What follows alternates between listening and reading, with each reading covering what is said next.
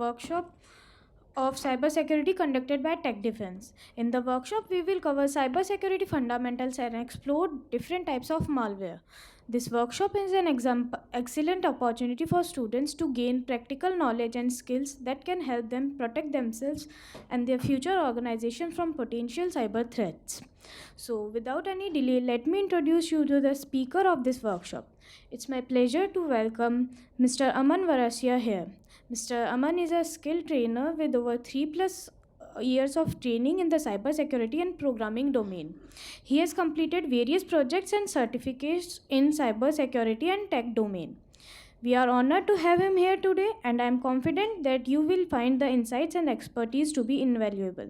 We want to thank Tech Defense for this valuable collaboration with Cognizance.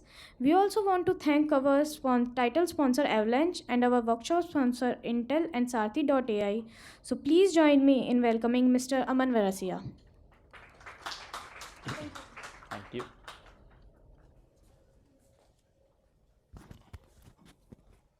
Hello everyone, hopefully I'm audible. Those are not the words I would like to say because that is from the Zoom era, okay? Like everyone constantly just going, am I audible, am I audible, am I audible, right? You guys, I'm assuming we have some first year, some second year students, some third year students, some might be from fourth year as well, okay? You guys have been the batch, some of you are the people like you might have studied online. Right? How many of you have studied any single class online? Just give me a raise of hand. I'm assuming most of you, right? Online. What? Google. Okay, how many of you have used Google Meet? How many of you have used the most horrible platform, which is also called Microsoft Teams? It sucks. Okay, trust me, it sucks. How many of you are WebEx people? A few? Why? Why do you guys, why? Okay, and there's what? The most famous one, Zoom. Anyone from Zoom? Okay, fair enough. So this, see, in the online batch, the thing is, what happened is when COVID happened, right? I had to shift my lectures online as well, which kind of sucked because I don't get to, see students' faces. And most of the policies, there's not a strict policy that you can just tell students that, hey, please turn on your camera. And sometimes you don't want them to turn on the camera because they might be sleeping on their bedroom, okay? They might be just sleeping. There have been cases when some students were sitting on the toilet. I'm not kidding, okay? That actually happens. And some of you who are like, relatable, makes sense, okay?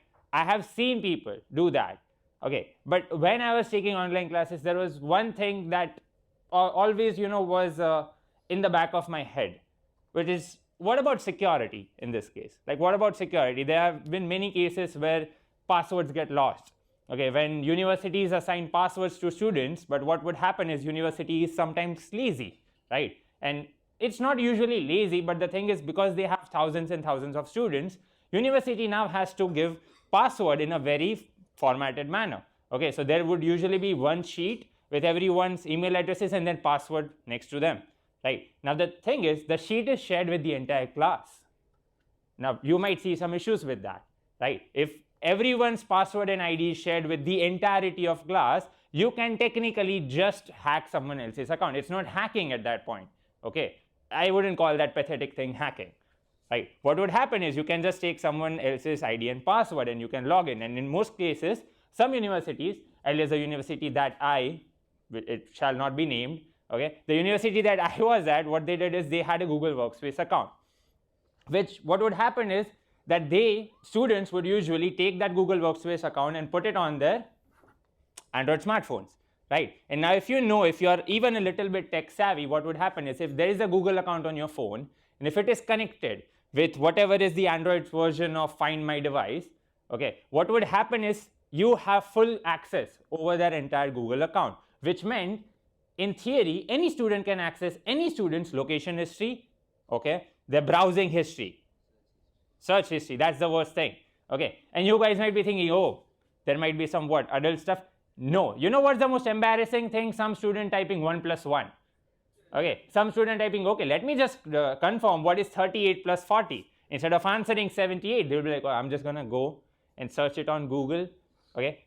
But obviously now you have search history, their mobile entire history, like what will happen, for example, if they have opened Play Store, okay, that shows up. If they have opened this specific app at this specific time, for example, they decided for God knows what reason to open Chrome incognito at 2 a.m. in the morning, okay, or for whatever reason that person decided to open Telegram or whatever, you can see that entire app history. Not only that, you can technically download their data. If you have their password, you can download their data. And when I say data, it has every single thing about you.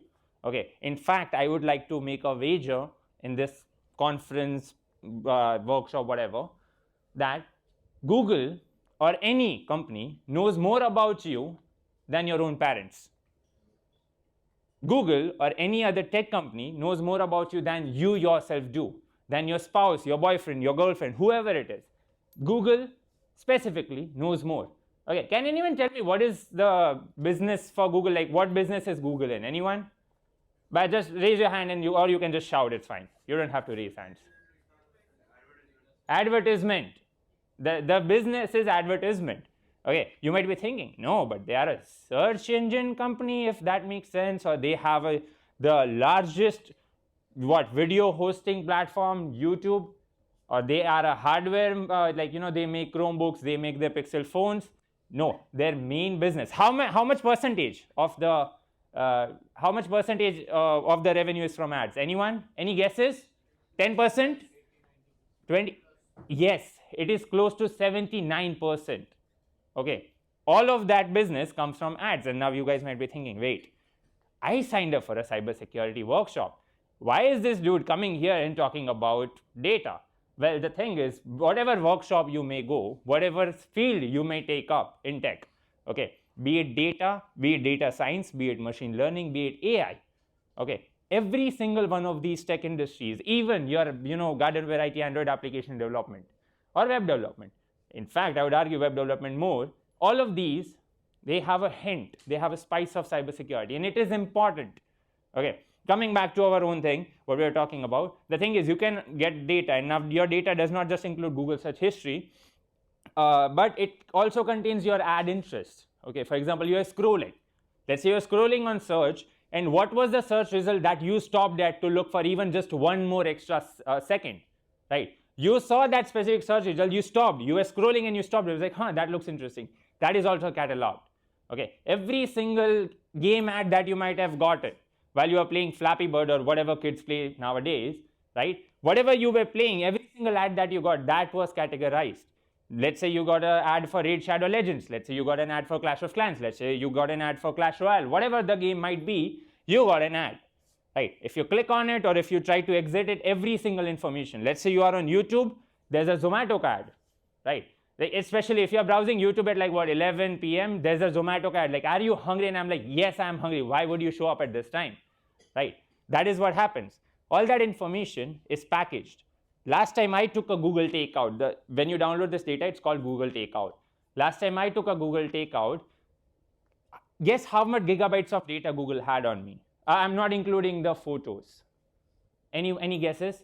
What? 100 MB? It's just a text file, right? 100 MB, 200 MB, 300. It was in gigabytes, yes. It was close to 12 gigabytes of data. Okay. Now, when you talk about 12 gigabytes, you're like, oh, that's what? That's just half or what? Quarter of an installation of GTA 5. No, 12 gigabytes is actually a lot of data, especially when we talk about binary very soon, okay, maybe before the break.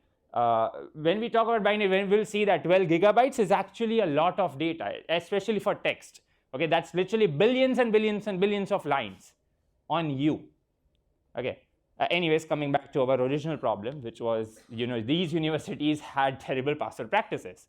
Okay, and also get used to us going on random tangents, figuring out a side quest, and then coming back to the main quest, because that is what will happen in this workshop. Okay, so you have to be thoda mentally prepared.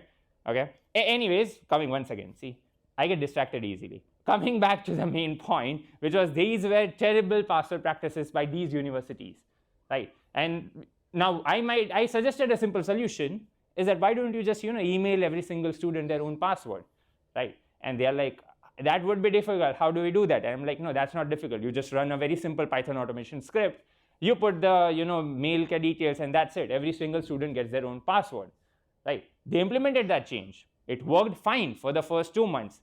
After the third month, student accounts were started, they were hacked again by their fellow students. Okay, does anyone want to guess what might have happened? The mail was going to every single student. It was not an issue of original password. The original passwords were changed, everything was changed. Okay, any guesses, anything that might have happened? Sorry? Yes. Worst nightmare. The passwords were in a pattern. The passwords had a pattern. The enrollment number 001 had a password ending in 001. Just 2 friends or 3 friends getting together discussing their password figured it out that, hey, listen, there's a pattern. Whatever your enrollment number is just the end. Okay, so it was actually, the password was university @ your last 3 digits of enrollment number. It doesn't take that many students, it doesn't take that many IQ points to just figure out that, hey, listen, there's a pattern, right? Once again, we'll talk about password cracking later, but I need you guys to understand that this small things, right? These small things, now you guys might be thinking, I have the most secure password in the world. I would like to prove you wrong, okay? You might be using the latest what? How many of you use password managers, LastPass or anything? Do you guys know? Okay, password managers, a few people. Chrome Web Store password manager does not count. Lower your hands if you are like, no, I use my browser's password manager, does not count. Have anyone using a dedicated password manager? Yes, which one? What was the name? Okay, that's a very generic name, but okay, makes sense. Okay, so password manager is just a place where you store all of your passwords and you protect it with a master password, right? Now you guys might be thinking, that is a horrible solution. Why would you put all of your passwords together in a centralized location and then patch it with a master password, right? That is the obvious question that everyone should have, like, okay, you are telling me to make my passwords more secure, I should take all of my passwords, put it at a central location, and then put another lock on it, okay? But to that, I'll just counter with, what are the keychains? Keychains are basically taking all of your different keys and you're just putting it together. Why? Convenience, right? But the other side is, if you lose one key, you lose all of the keys, right? But yeah, LastPass and other password managers are being used by a lot of people, right? When you use a password manager such as LastPass is not open source. Once again, we'll get into the discussion on what is open source and closed source later in the presentation. But LastPass is a password manager which recently got hacked, which doesn't fare well for a security company, right? LastPass is a security company, it stores passwords. It got hacked. The entire database was leaked online. Okay, we'll go through some of the leaked databases, okay? We'll see what happens, how many types of databases you can find. We'll check if there are leaked credentials of any one of you. Okay, we'll see if any one of you has been hacked in the past. Easily checkable, not that difficult. Okay, we'll check for all of that stuff. Okay, and this is what I want you guys to expect from this workshop. Okay, there are no prerequisites as mentioned. All you need is, well, your laptop. We have an internet connection, you have cable power, everything. Okay, and of course, the most important thing, your brain. Okay, with that, if you guys are ready, we can start. Do I have a yes, no, anything? Yes, sir. Oh God, you guys are, come on, some enthusiasm, come on. Yes, no, anything? Yes? Yes, sir. Okay, also bonus, if you are more interactive, I would give you some swag. Okay, so there is some swag. It's at the hotel. You will get it after the break. Okay, I somehow forgot to bring it. But if you are more interactive and if I deem that, okay, hey, listen, this dude is the most interactive person, or even if there's a class clown, I love class clowns, okay? They make everyone laugh. Awesome, my job is half done. But those people, if anyone is more interactive, they will just get swags. Okay, what are the swags? I'm not going to tell you. Figure it out. Okay. So with that, let's start. Some introduction was given from her end, but I'm going to introduce myself again. My name is Aman Veresya. I am the media head as well as a trainer as well as an outreach person on Tech Defense. Okay, that is the company that I come from. Okay, so if you ever go on Instagram and if you just search for Tech Defense, okay, every single reel, every single YouTube video, be it a tutorial, outreach, or any cool shit that we found online. Okay, for example, I have this one. It's a Raspberry Pi. Okay, it's a very simple device. It's just a normal computer. Some of you might have already seen it because you come from different backgrounds, you might be like, oh yeah, that's a Raspberry Pi. But did you know you can just convert this into a rubber ducky? A rubber ducky is just a simple device. When you plug it into one of the computers, you can just get hold of their entire passwords. Okay. Sorry? Yes, that is correct. Okay, I'm not going to shout back extra points for Gryffindor, but whatever. Okay. The thing is, yeah, it's basically a HID device, right? So you can program it in a way, you can just put some scripts on it, you can change the firmware just so slightly to make sure that whenever this is connected, it will act as a keyboard and it will try to get all the information, right? That is possible, right? So this type of cool stuff, this type of cool shit, all of this, okay, if I swear too much, please stop me. But this type of stuff is what I specifically put on Instagram and YouTube. Okay. Before that, I used to have a YouTube channel where I would just sit and talk about cybersecurity. Every week, I would just go live and rant about, okay, listen, this is what happened in cybersecurity. This is what happened in this. This is what happened in that. Okay. Basically, more or less, that is what it is. Okay. With that, let's just continue with our presentation. And hopefully it connects.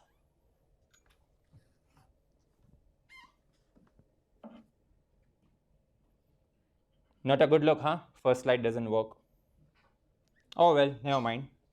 Okay, let's start easy, shall we? Let's start with the most basic thing, which is the definition of what cybersecurity is. But all of you know what ChatGPT is, yes?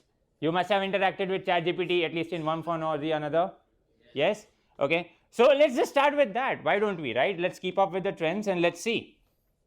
I'm just going to search what is cybersecurity, and let's see. It will give me I'm expecting a very big definition. Let's see.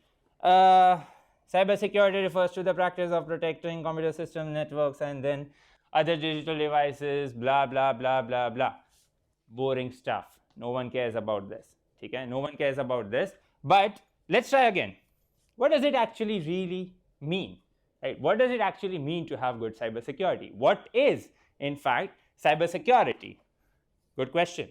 Okay, so let's just start with a very basic thing. Okay? What is this? Anyone? Can anyone try and scan it? It's actually very easy to scan a QR code. You can just use your phone. It's go ahead. If you have an iPhone, you can just scroll and just click on the QR code thing. If you have an Android, you can just go and use Google Lens. Go ahead, let me know. What does this do? Where does it take you? Let me know.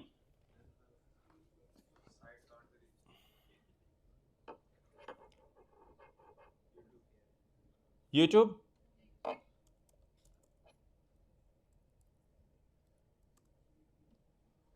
Okay, it takes you to YouTube apparently. Makes sense. Okay.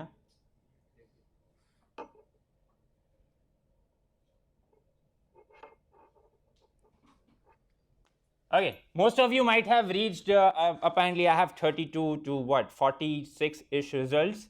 So I'm assuming some of you might have like relogged in and stuff, but I'm just going to show this. Not that difficult. Not that difficult, right? This is your data. When you clicked on that QR code, when you opened that QR code, whenever you open that link, I believe it must have said that, hey, Grabify is checking something. We are checking your browser. Please hold on for 5 seconds. Right? Now, a lot of you might know this. It's a very simple party trick, right? But what will happen is when you actually go through this, okay, when you actually go through, let's say, this, I'm just going to change the display thing. Hold on.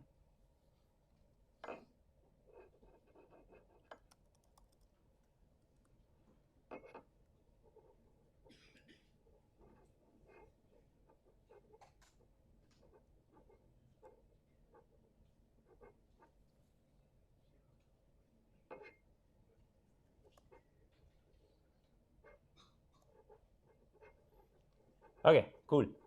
Now, if you actually look through this, there are a lot of iPhones. I'm going to pick any Android phone. Okay. For example, if we check this, okay, it's basically an Android 12 phone. There isn't much information about it, but it just says it has a GPU, which is Mali G77MC9. It has to be one of the Oppo, Redmi, Vivo phones. It doesn't show me the brand, but I have your IP address. Right, I have your IP address, and if I have your IP address and your local IP address, a lot can be done. Okay, that is what a hacker just needs. Okay, let's check any, let's see. Okay, whatever this person did, that person, whenever you scan the QR code using basically a Google Lens, if you're not using a dedicated application, what would happen is it would actually put it in the search box. It would actually use the Google app instead of your browser by default. Okay, as opposed to, let's see what an iPhone does. Let's actually check the other results. Okay, so most of the Android people have used Google Lens, except for this dude who has a Realme 5i. Can I just, whoever has a Realme, okay, that dude, right? Basically, he has an Android 10, and what did you use a specific app or Google Lens? You used a specific scanner app? Okay. So what happened is when he used a specific scanner app, the QR code scanner basically sent that information. It gave that, hey, listen, this is a link. And Android, being Android, is like, hey, do you want to open? So that person was like, okay, fine, I'm just going to open the link. Okay, and that opened it in his default browser. In fact, we can even see what type of browser. So browser says Chrome Mobile. Okay, it's not updated. You need to update your browser. Okay, but what happened is it's Chrome Mobile. We can even see if the ad blocker was on. Is there anyone who uses Brave browser? Okay, a few people, right? If you use Brave browser, if you try to open this link, it will say that, hey, the ad blocker was on. Okay, if you are in incognito mode, it will say that, hey, listen, the incognito mode is on, right? Now you might be like, hey, I'm a smart ass, I'm going to use a VPN. Sure, you might use a VPN, but what might happen is, sure, I don't get your actual public IP address, but I don't care about your public IP address. I can get your private IP address. I can get your local IP address, and we'll discuss about local IP addresses later, right? But the thing what you cannot change is your screen size. Okay, installing a VPN does not increase your phone's screen size. Sadly, it doesn't work like that, right? It's not like you can just download more RAM, right?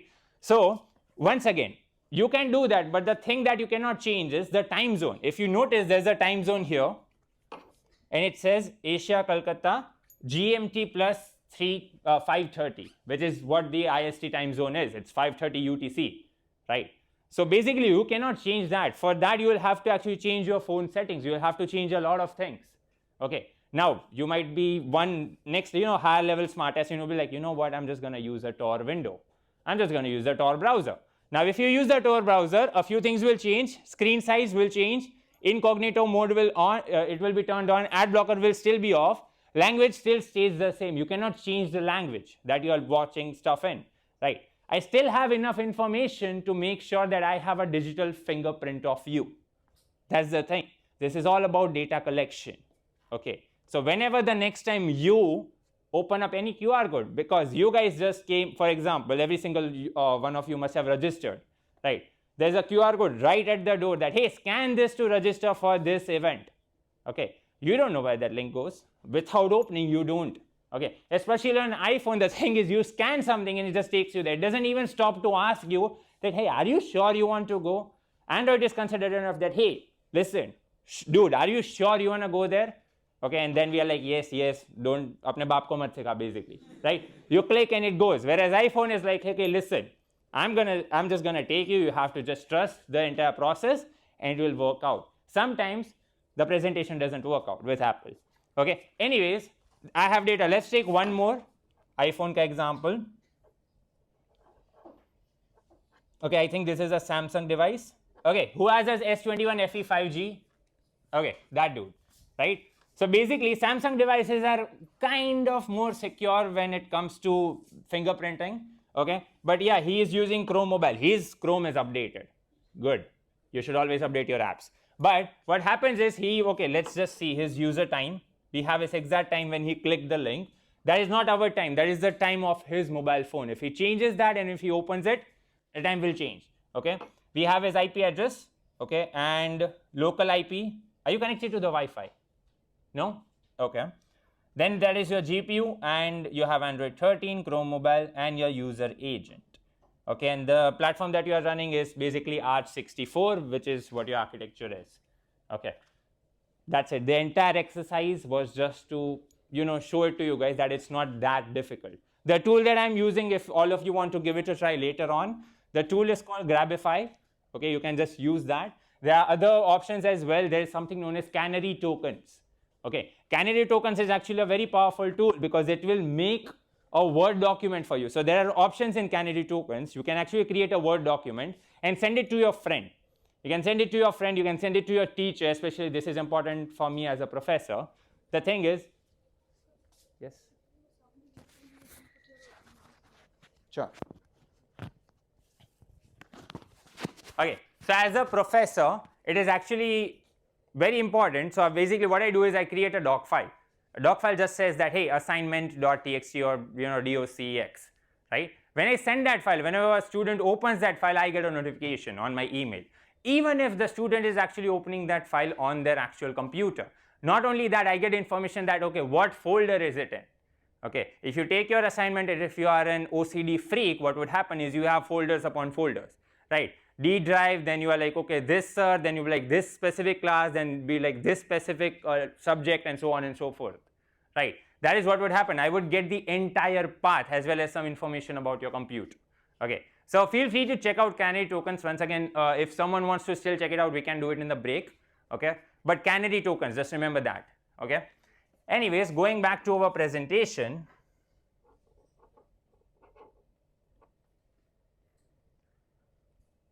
okay, let's come back to what we were talking, which was QR codes, right? QR codes, okay, this is a different QR code, doesn't matter, than the previous one. QR codes are basically what happens is, QR codes are technology which basically transmits something, okay? It's basically an image, okay? Whenever you scan that image, you get some information out of it.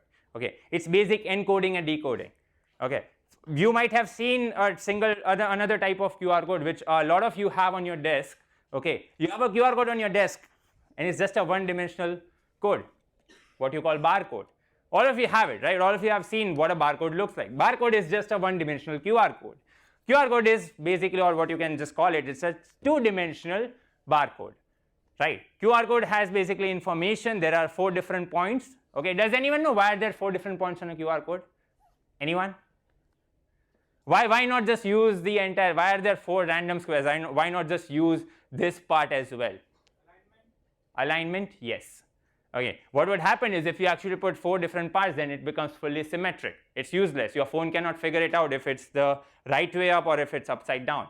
When you scan a QR code, actually notice your phone might be tilted, your phone might be upside down, doesn't matter, it will scan it. Okay, those 3 dots are for alignment, that is correct. Okay, the starting of the QR code contains some important information as to what kind of encoding to expect. Okay, as if this is a text QR code, if it's a URL, if it's a location, all of that stuff. Okay, that is what a QR code mostly has. That is just the basics that you guys need to understand. Okay, we will go some basics of QR code. Okay, this is one QR code. I would like everyone to scan it. I'm not gonna hack you, trust me, promise. You can just scan it. This QR code, I believe, contains location information. It will take you to Google Maps and it should be of this campus. It should say IIT Roorkee, hopefully. Yes, it takes you to Google Maps. Basically, you can encode whatever type of information you want. Okay, in this case, I use Google Maps. The previous QR code, no one actually, did anyone manage to scan the previous one? Yes, what did it say? You guys didn't yell surprise though. You should have interrupted me. Okay, so there was a previous QR code which had just text on it. Okay, the text just said that, hey, yell surprise while I'm talking. You will get a swag. Sadly, you guys didn't. Okay, so that is basically text inside a QR code. This specific is a location. It has kind of location coordinates inside which will point to IIT Roorkee, right? Then you have another QR code. Go ahead and scan this one. Okay, you might want to hide your, make sure that your phone scans this one and not that one. This will actually take you to a YouTube video which is about a dude who created his own game and put it inside QR code. Okay, an entire C compiled game, and he put it inside QR code. It's not the original QR code. Okay, this will take you to a YouTube channel where he is talking about that video. Okay, the entire reason we are going through this is because I want you to understand data can be formulated in any different form. Okay, in fact, your actual part 4 of this workshop is talking about SSTV. Okay, we will talk about SSTV and we will see how data can be formulated in a lot of different ways. Okay, okay, does this make sense? I'll just take a vibe check. Okay, is the vibe good, bad? If anyone has any questions, just raise your hand and just shout. Okay, you can just randomly shout as well. Okay, there might be a lot of, okay, just a second, there might be a lot of Easter eggs in the presentation. Keep your eyes peeled.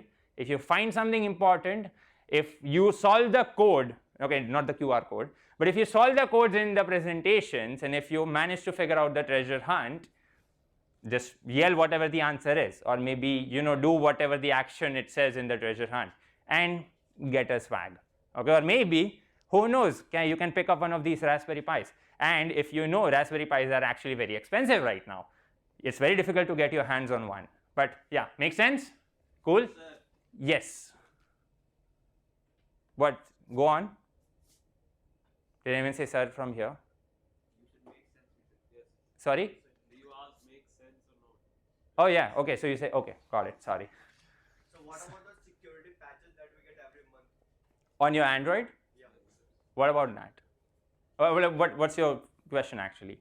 Does these things doesn't protect us from It does. data leak? It does, but the thing is, every single time you actually make, what I personally believe, and this might not be actually true, but what my belief is, every single time you push out a software update, every single time you push out a patch, usually programmers love to fix bugs, but the thing is, when you try to fix, and if you have been programming since a long time, you'll understand, whenever you try to fix one error, now you have 196 more. Okay, at first it was one error, and now you try to fix that, especially if you are a new programmer. When you try to fix one error, now suddenly your compiler says that, hey, listen, 196 more errors found. And you'll be like, what the heck just happened? Okay, the same strategy, even if you are an experienced developer, what would happen is, while trying to patch the previous bug, you might introduce a new bug. Okay, and once again, we'll talk about bugs later on. But security patches, at least in Android, for the most part, are secure enough. But there might always be some bugs which we have not found yet. Okay, these are what we call zero-day vulnerabilities. Okay, we have no idea that they exist, and they are only found out when someone actually triggers it accidentally or on purpose. Okay, hopefully I answered your question, kind of. Yes?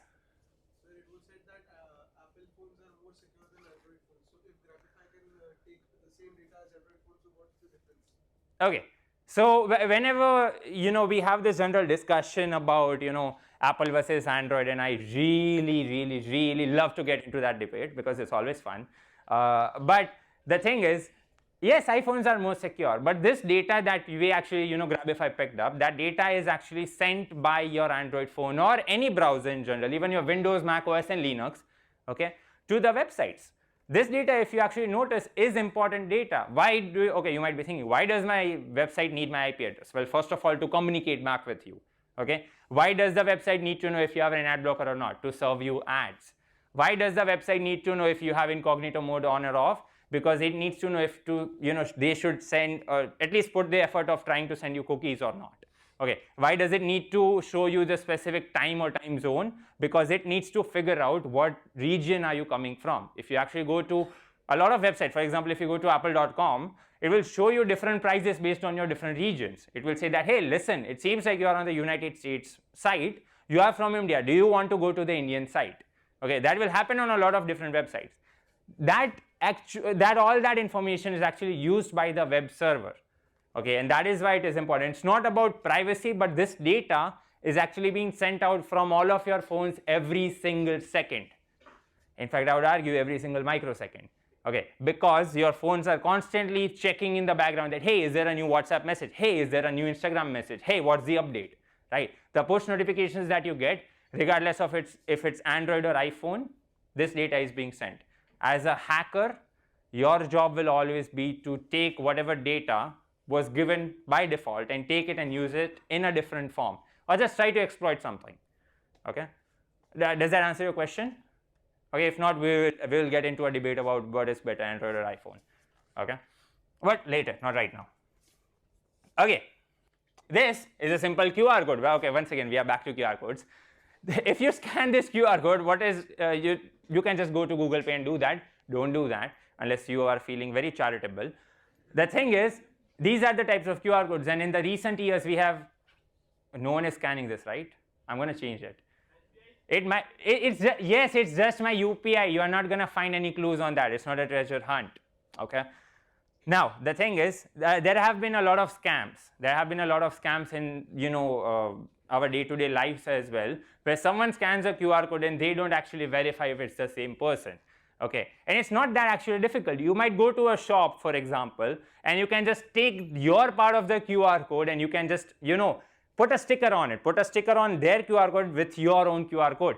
Not that terribly difficult, okay, to do that. And whenever that person shows up and, now you have the Paytm ke scanners which would like shout out that, okay, what, 10 rupees mil gaye ya fir 150 rupees or whatever, right?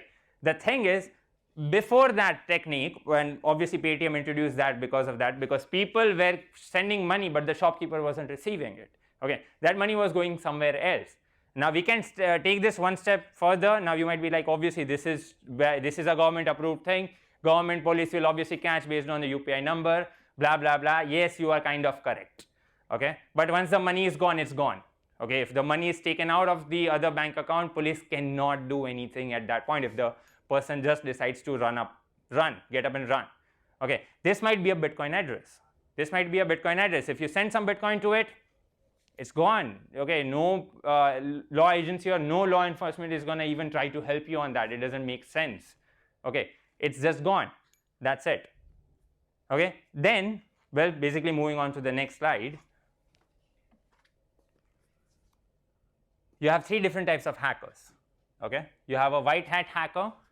Okay, basically a person who just wears white hats. No. Okay, white hat hacker is a type of hacker which is an ethical hacker, which is basically performing ethical hacking or ethical cybersecurity. In that case, what happens is this person has the technical knowledge and know-how to actually help governments, to help different companies to secure their network. Okay, in our company's case, basically we have white hat and a few gray hat hackers. I'm not going to mention them.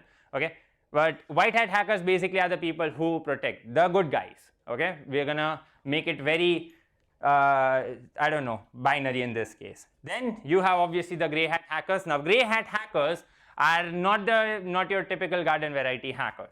Okay, now if you can just infer from this list, what would happen is you also have black hat hackers. Gray hat hackers are basically somewhere in the middle. Okay, gray hat hackers are the type of people which are rogue actors. They don't care about money, not usually, and then they just try for some kind of a cause. Okay, be that cause be let's say basic freedom rights. Okay, in a lot of different countries, you will find a lot of different gray hat hackers. The types of hackers which are just activists, they are human rights activists, they might stand up for a revolution or something. Okay, these are the type of hackers which basically go against a government, go against a company. Okay, that is what gray hat hackers are. And the final type, black hat. Okay, these people don't care about if something is legal or illegal. What they will do is they will take your data, they will sell it on dark web. If they can sell you, they will also sell you on dark web. Okay, they deal with data. They will put up literally millions and millions of records on dark web for, like, let's say Twitter. Okay, there was a recent data breach in Twitter and there were more than 100 million different accounts compromised or at least breached, right? All of this information was actually given out. It's just they sell it for like $100, $200. Okay, they don't care. They basically want money. These are the people who create ransomware attacks. Okay, they put ransomware and they don't seem to have a moral code because they also put ransomware attacks on hospitals. Okay, during COVID time, a lot of hospitals shut down because they had a ransomware attack. And the ransoms that they usually ask are in terms of crores, millions and billions of dollars. Okay, usually companies just pay because bad publicity is, well, bad publicity. So companies just quietly pay the money and they just, let go that, okay, we'll forget about the incident. Okay, but that is what basically happens. These are the three types of hackers. Okay, now when I say hacker, what kind of an image comes to your head? Anyone, just any random guess? When I say hacker, does this guy show up? Okay, once again, this is an AI generated prompt. I just told Bing AI that, hey, listen, create the most typical hacker type person you can think of, scrunched over a computer in a black hoodie. It didn't follow the prompt properly because it gave me a gray hoodie, but doesn't matter, right? Whenever we think of hackers, we think in terms of, oh, that means this person is like, introvert is, working on a computer in a dark room, and for some reason he always has a projector facing him and there's like green binary text, right? Like Matrix, like it just shows up on his face and he's hacking, okay? And he will type very fast and he'll just say, I am in, after hitting the enter key, right? These are the types of hackers that we see in TV shows and movies, right? And every single time, and I swear, if I had a cookie for every single time these persons said, I am in, and there's just a skull which just says, you are hacked, okay? That doesn't happen, okay? That doesn't happen in reality, sadly. Hackers don't wear hoodies. Hackers are just normal people just like you. They are the type of people who exploit systems. They exploit people as well. There's something known as social engineering in hacking. Okay, social engineering just means that, for example, you decide to get into an institution by holding, okay, have you guys seen that video on, it has been on Reddit and Instagram Reels for quite a while.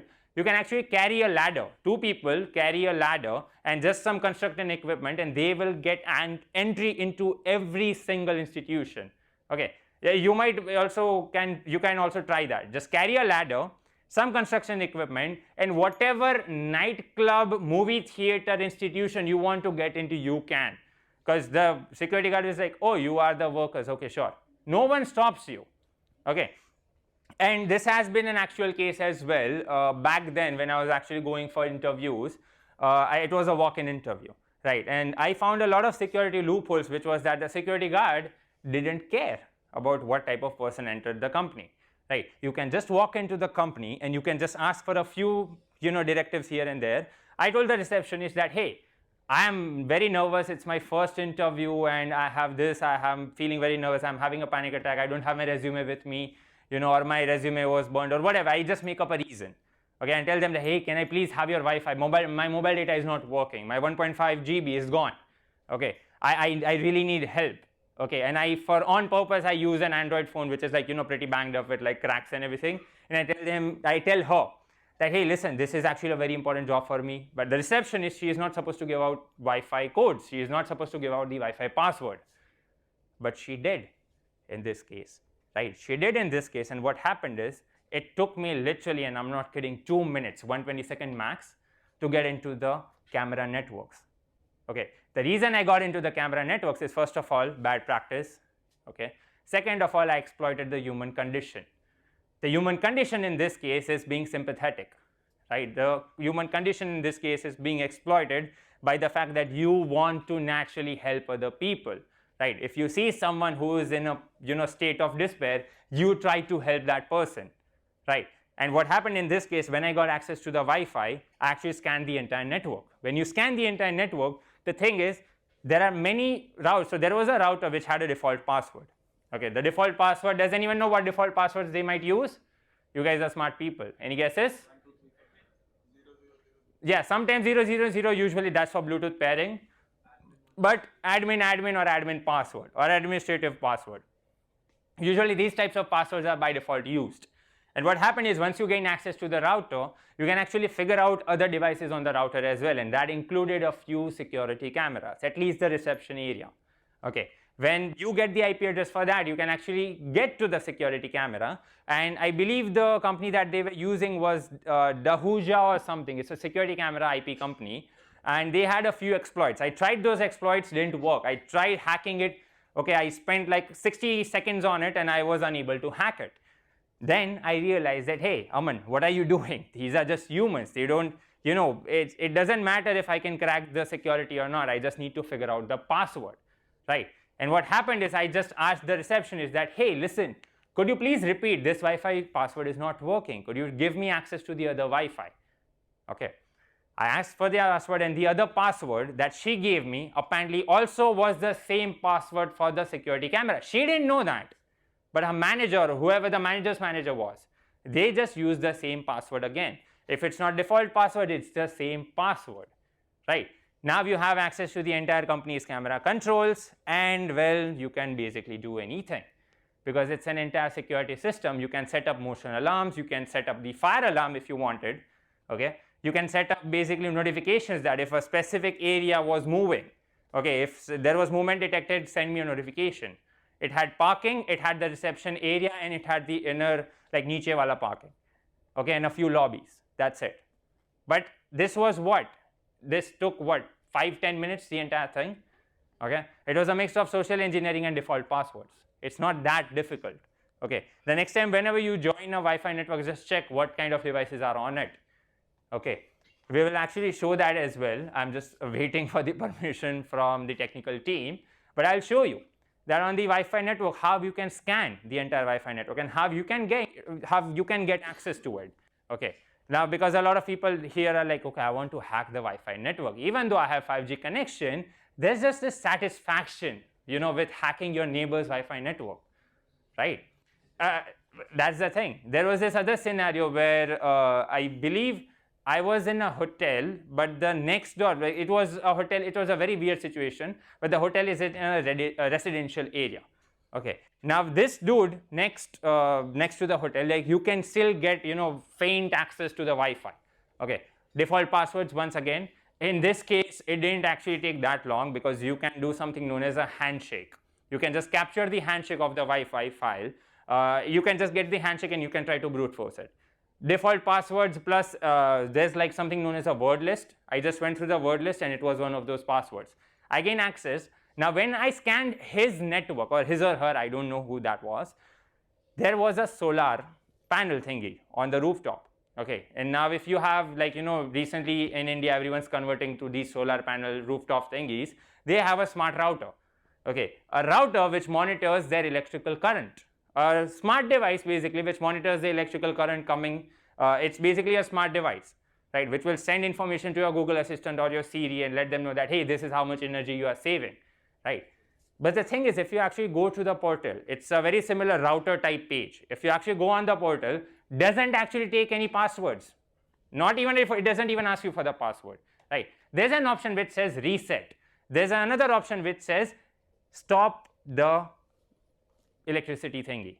Okay, it has a very formal name. I don't seem to recall, but its first option was reset and the other option was stop the electrical flow. Okay, I could just sit there, click one button and this person's entire electricity will stop working, right? And that, if you think about it, is a very serious and terrible power to have. Okay, what did it require? Nothing, just hacking of measly Wi-Fi, which wasn't even WPSK2 encrypted. Okay, not that serious authentication, and I hacked it. It's not that difficult. Okay, in fact, I seem to think that it's not that difficult. Anyone with any script kiddie with just like 1 or 2 hours of time can just figure out how to hack a Wi-Fi. Yes, obviously being a master takes some time, but you can hack it, right? Any questions, anything? Just a normal vibe check. Anything so far? No? Okay, hopefully I'm not boring you guys. We'll get to the practical stuff soon. So being on these lines, the reason I'm telling you guys is hackers are not people like this.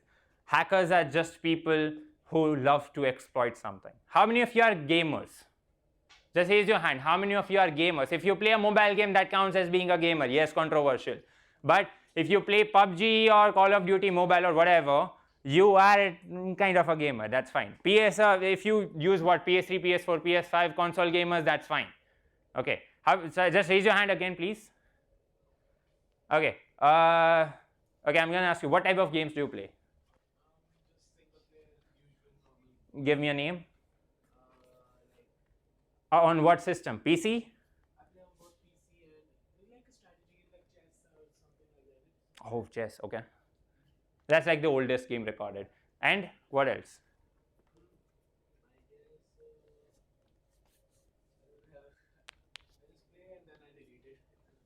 Okay. Anyone else who plays FPS shooters, like first-person shooting games, like Valorant, Counter-Strike, anyone? Yes, what game? Apex Legends. Okay. So, okay. Have you ever faced hackers, people, right? The people who can shoot through the map for some reason. Like if you played PUBG, you will be like, okay, whenever you lose, okay, there's this mentality. Okay, whenever you lose, you will be like, arey, samne wala hacker tha, it's not my fault.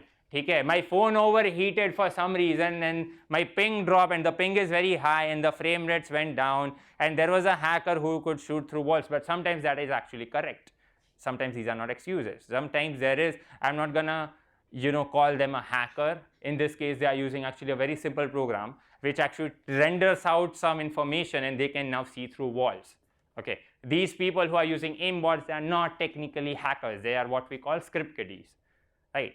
So one such incident, when I was a little kid back in 2005, my parents got me a very simple computer. It was a Core 2 Duo system. We didn't have i3, i5, i7 back then, but it was a very simple system. And there was this game named Beyonds.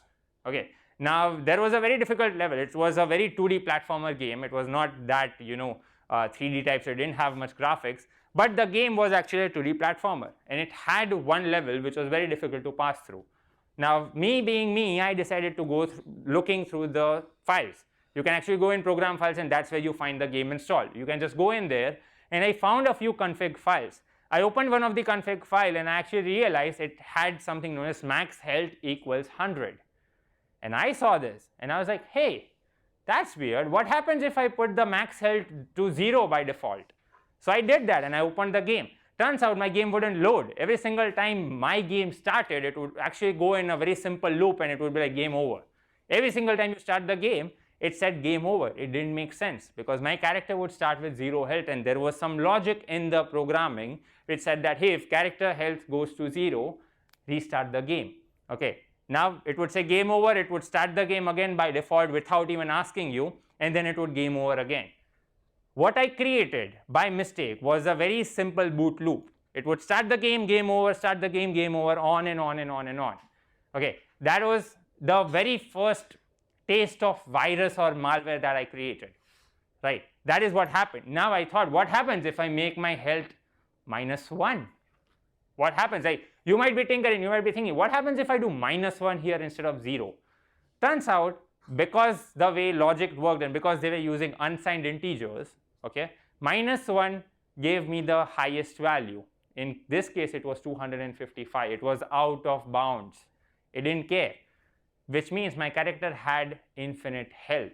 I would not die. Even if you shoot lasers, guns, whatever at me, my character would not simply die, because that was the first instance of me tinkering something. Okay, I am not going to pretend that I understood what the code was. I was just randomly throwing stuff and it worked out. Okay, that was the first instance. And that is how basically hacking is. You understand a system, you understand how the basics of it is, and then you exploit it. Okay, and that is what I want to impart to you guys as well. You understand a system, will understand a lot of different systems today, and then and only then you will have absolute control over it, and then you can exploit it. Okay, does that make sense for everyone? Hopefully. Okay, so once again, some basic theory that we have, which is a CIA, which is confidentiality, integrity, and availability. It's actually super important. Okay, the thing is, you have these. This is called the CIA triad.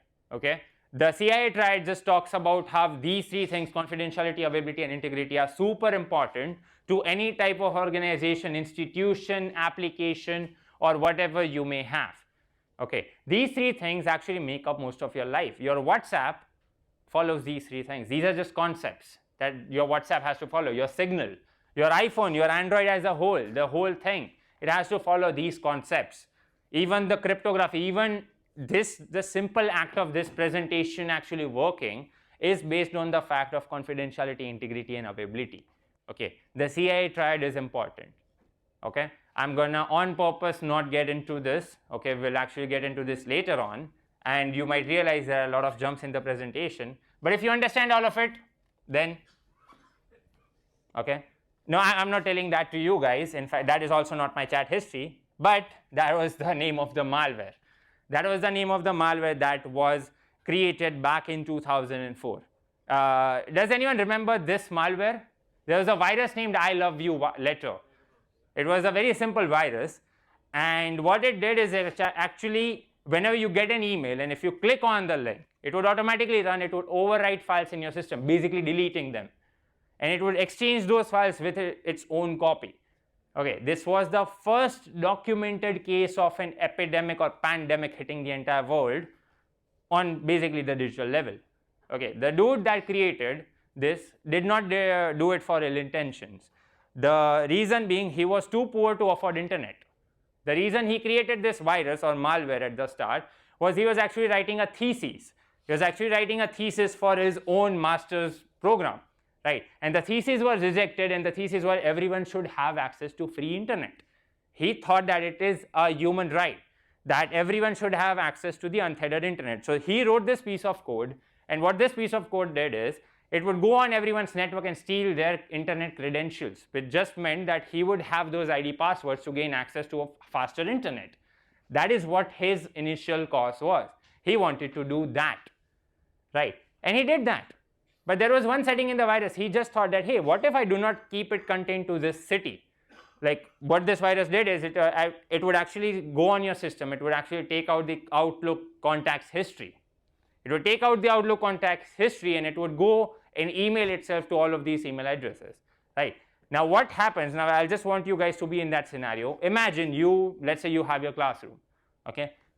Let's say one day you just open up your mail and there is a email from your crush saying that, hey, dude, listen, this is a love letter from me.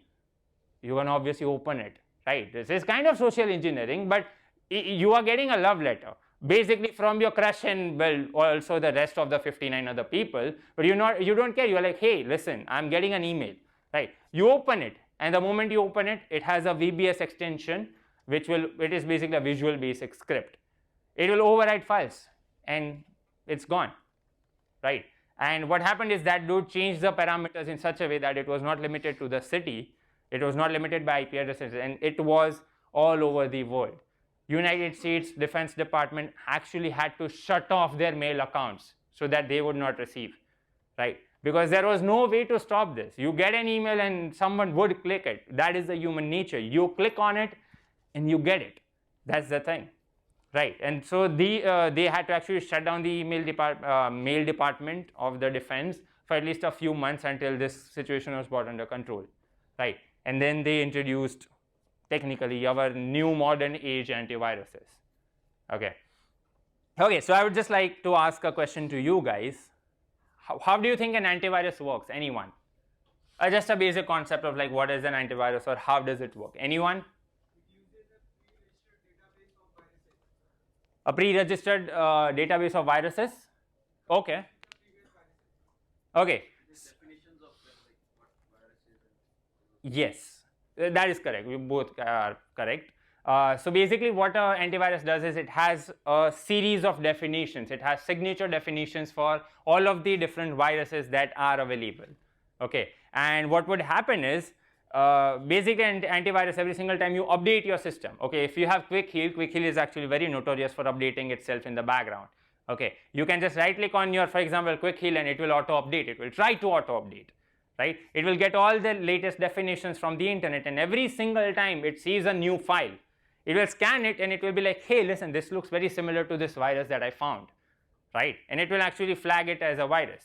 But now my counter question is, what happens if I create my own virus? What happens if I create a file which has never been seen on the internet, which is never in the database registry? What do I do then? 0 day?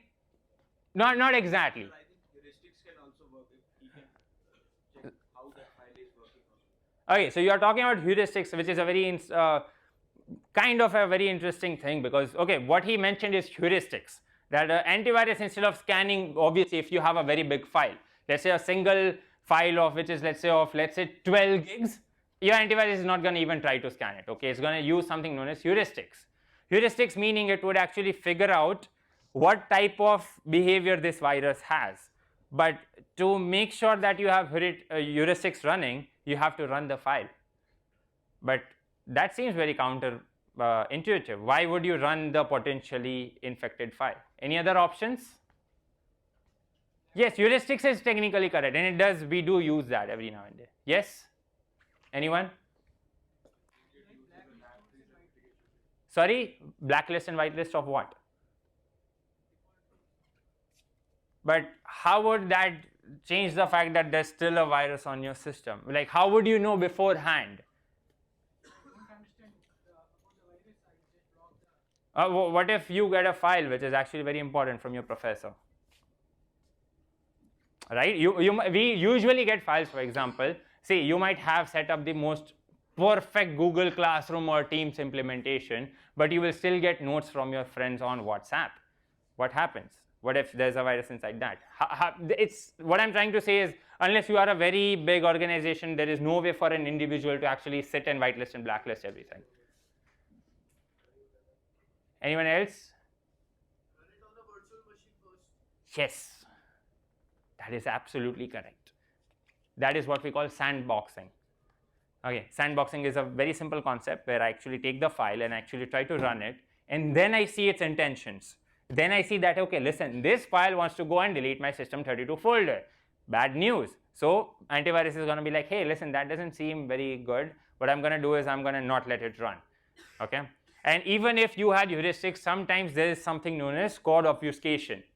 Okay, what that means is you can have some code, you can have it encoded in very different manner. You can have it encoded again and again and again, at least 7 to 8 times. Okay, and by the time, like, you know, you have done encoding 7 times, you are not going to understand. The antivirus is not going to understand what that file is. Okay, but if you run it in a virtual machine, if you run it in a sandbox environment, the virus will show its true intentions, and that is what you know, then the antivirus can just figure it out, right? And that is what will happen. Okay, but there are still, hackers are not stupid. They will also see the latest ransomware, I believe. If you put it in a virtual machine, it won't run, it won't open, and there's no way of detecting it. Any other options? Boot a pen drive. Then You can just simply put a OS. live boot. Okay, but there are still ways of figuring out if the storage is still less than, let's say your pen drive might have, let's say, 32 gigs, right? And the storage, the virus can still figure it out if it's a live boot or not. It won't run if it's a live boot. It's not that terribly difficult to figure out if it's a live boot or not. Dual boot. Then you are putting your different drives at risk. That's not a viable solution. Anything else? Heuristics was kind of the correct way, but anyone else?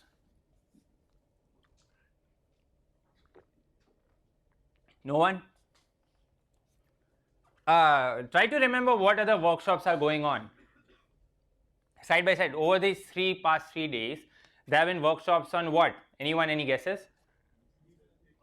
Deep learning, ML, yeah. Basically, deep learning and ML are the keywords that I'm taking out, right?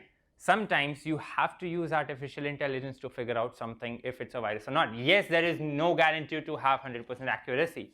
You will never. And how does it work? We don't know. It's a black box. We don't know.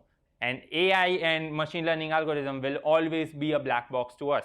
Yes, you can see neural network connections, whatever jargon that is.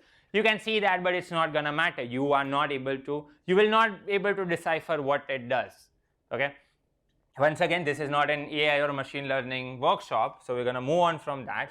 But yes, more or less nowadays, your different antiviruses are using kind of AI, or I'm just going to call it a very simple heuristic model which figures out if something is a virus or not. And then we have the concept of putting something in a quarantine.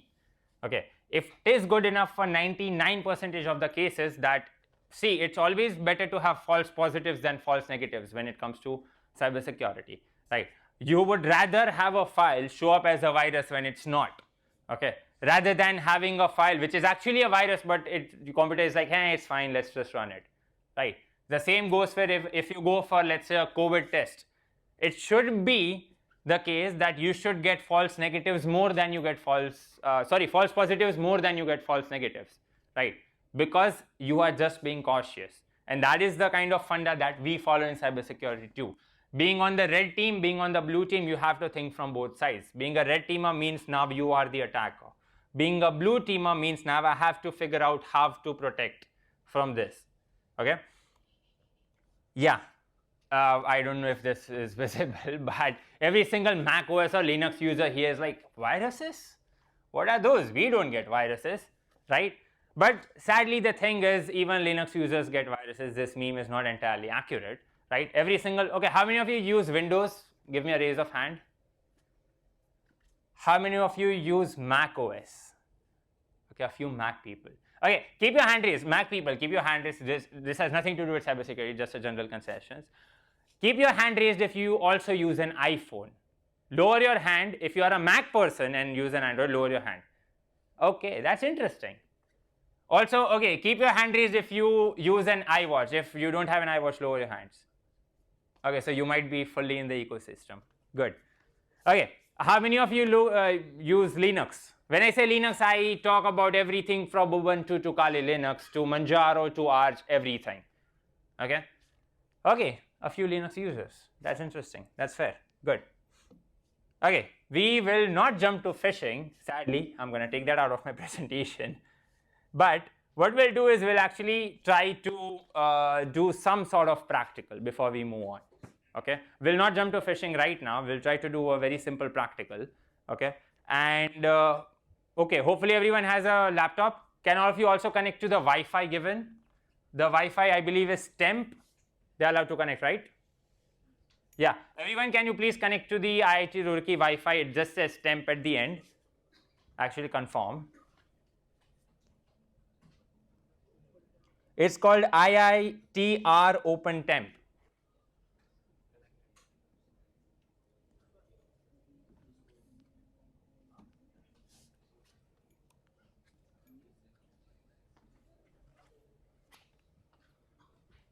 You technically don't have to do anything. It's just me actually showcasing.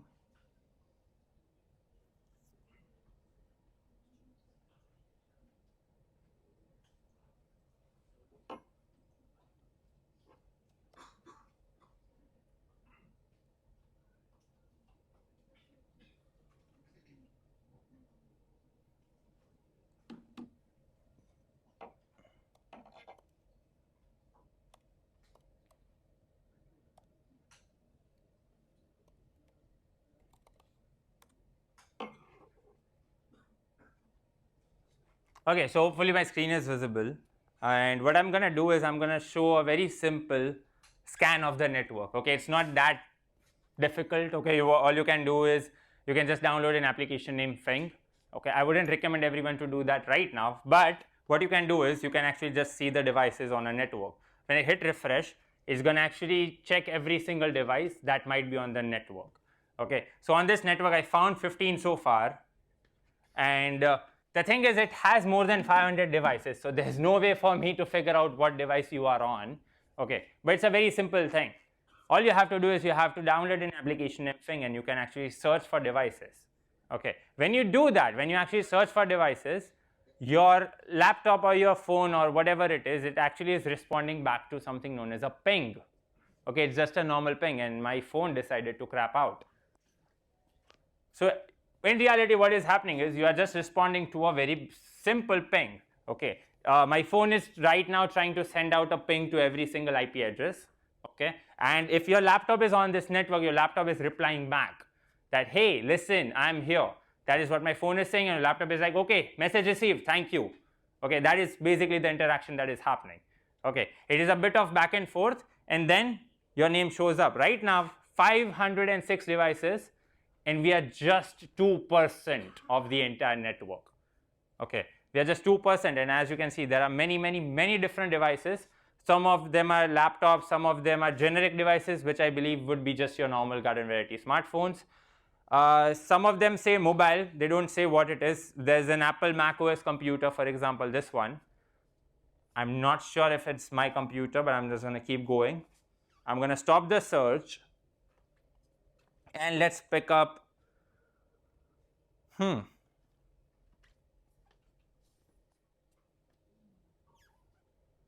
let's pick up iMac 24-inch, 8-core, okay, I believe this is a new one. What happens is I can just scroll here and I can just click on find open ports.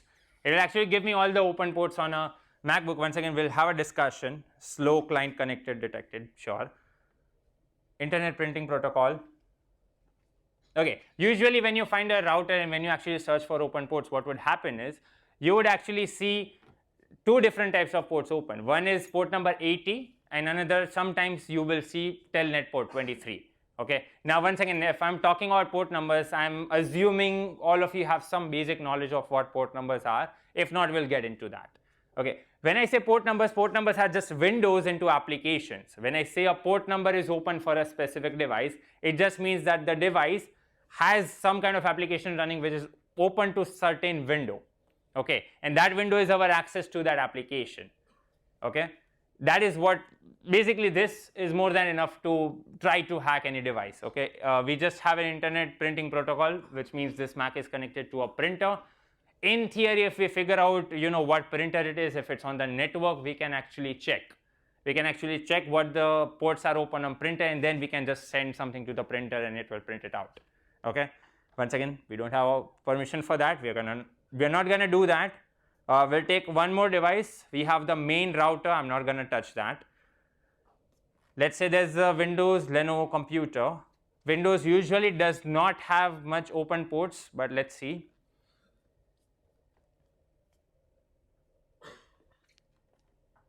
Yeah, I don't think it's going to have any open ports.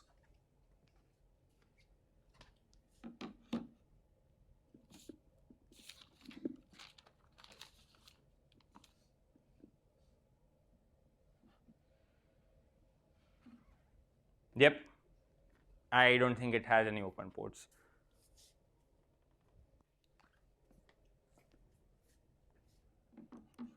Okay, so as we're talking about, sorry, Name of application. Fing, F-I-N-G. Okay, it's available on the Google Play Store. It's also available on the App Store. It's also available for, if you are on laptop, I wouldn't suggest getting Fing. It doesn't make sense. Okay, on laptop you have other security tools such as Nmap. I don't know. Has anyone heard of Nmap? Okay, a few people. Okay, cool. So Nmap is a network mapper. Basically, you can just scan the entire network using Nmap. Nmap can also give you what type of operating system this is. Fing just takes all of that, puts it in a very nice application bundle, and you can just use that. Okay, you can do the similar. You can do a very similar thing with Windows, Linux, or Mac OS. You can just download Nmap and then you can just get running. It won't have a pretty app interface, but if you know what you are doing, it's very much powerful than Fing. Okay? With that, let's take a very quick 10-minute break. Okay, we are taking a very quick 10-minute break. If any one of you wants to go and drink water or take a natural leak, that is completely fine. We'll take a very quick 10-minute break, and I'm gonna set up one more practical so all of you can join. Okay? Very quick 10-minute break. Feel free.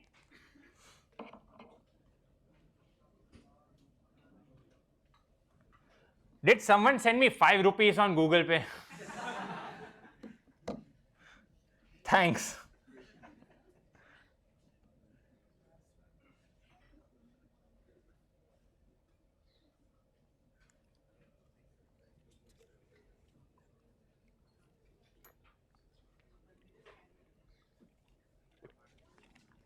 It is 11:32. Be back before 11:40.